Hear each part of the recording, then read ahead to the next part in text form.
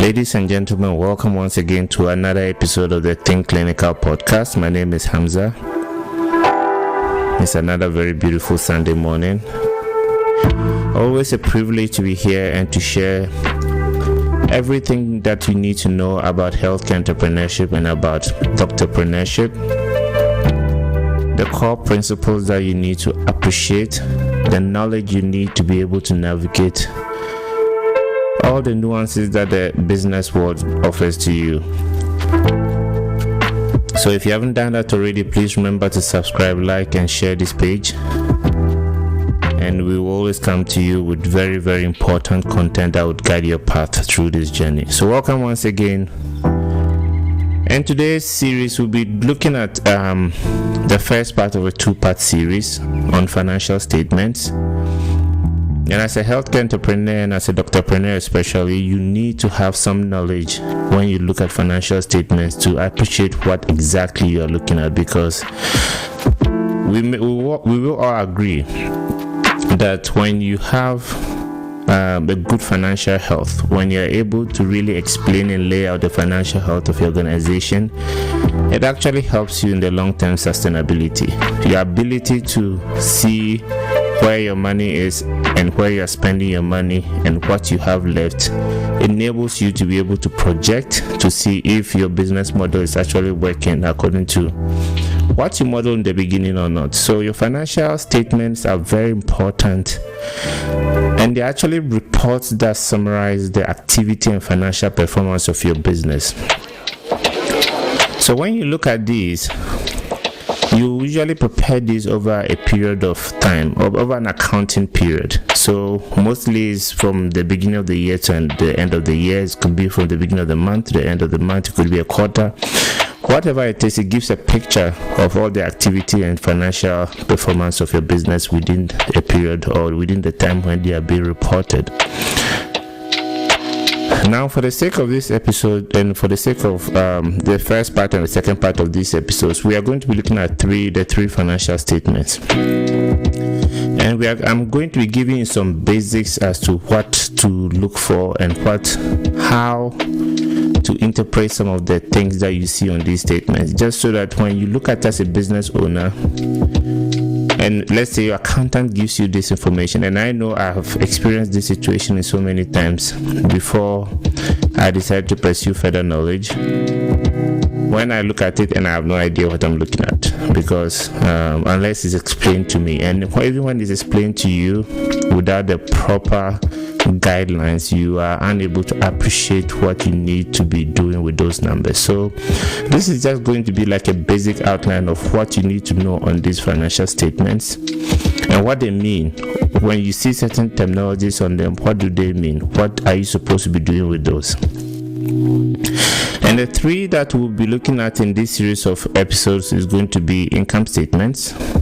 We'll be looking at balance sheets, and then we'll be looking at cash flow statements.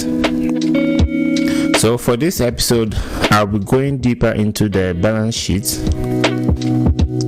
and then we will look at income statements and cash flow statements in the next episode, just so that we don't put everything together in one and probably confuse everybody. So we are going to be looking at balance sheets now, and balance sheets basically gives a snapshot of a business's assets, which is what the business owns, the liabilities, which is what the business owes, and equity, which is usually what is given back to the owners of the business. So I will talk a little bit about that further, but when you talk about balance sheet, it gives you a snapshot of the business assets, your liabilities. So in other words, what you own as a business, what you owe as a business, and in addition, what you also owe your investors in the form of equity. So basically, when you have a balance sheet, something must balance. And what are we talking about balancing here? The total number of assets or total number of items you own as a business should be equal to the total number of assets you owe. And in addition, it should also be you should also be able to accommodate for the equity that your owners have. So the typical mathematical statement that you would want to look at is the assets you have should be equals your liabilities plus equity, or plus owner equity. Now, if you look at the balance sheet, you notice that we have assets on the left side, which is again everything that you own, and then on the right side you have everything that you owe, which is your liabilities, and then you have your equity in addition there. Now let's look at equity for a short while. Now, equity comes in two forms. You would usually see equity being reported with the capital contributions that investors have made. What does that mean? This is how much the investors have injected into the business right from their pockets, from their funds, from their savings, from their investments.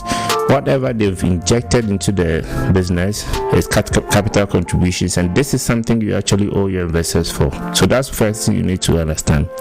Now, when you look at the second part of it, which is your retained earnings, it is just the profits that the company has held on to for future use. So a lot of the time you are going to find, if you want to see, let's say, your retained earnings for this year, you're going to look at the previous year and look at your opening retained earnings, and then you add the current profit for this year, which you see on your P&L or your profit and loss statement, or again your income statement, and then that you subtract whatever the current year, whatever has been already paid out in terms of profit to equity partners. You have to look at that too, in addition, to make sure that you're able to get the right picture of things coming together for you.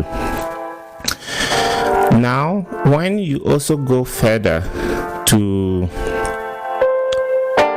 look at this like into details, it only means that when you look at your equity, it tells you that if the company was to sell off all its assets and pay off all its debts, this is how much the company will be left with. So when you look at the equity, that's what exactly means. It means that you're looking at your assets, what you own, and if you pay off all your liabilities, that comes in the form of debt. This is what you're going to be left with. So again, the accounting equation says your assets should be equals your liabilities plus your equity. And I've already explained what goes under equity, but I will also talk about what goes under assets and liabilities and what you need to look at. And again, this is just a basic overview of everything that you need to know about just balance sheets, just very basic information. Now, moving further, when you look at your assets, let's break that down, and you're going to see this on a balance sheet.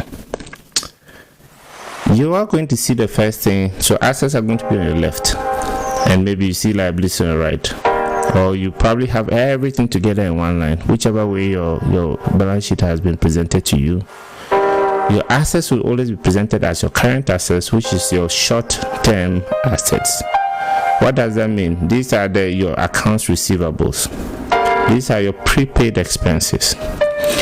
These ones are easily recoverable. They are short-term, but have a line for long-term assets, which is your non-current assets. So you're originally going to see current assets, which is how much people owe you in receivables, all the prepaid expenses you've done, and then you're going to see a line for non-current assets, which covers all the long-term assets you have. It could be tangible items you could touch, like your properties, your plant, your equipment. Those are the long-term assets.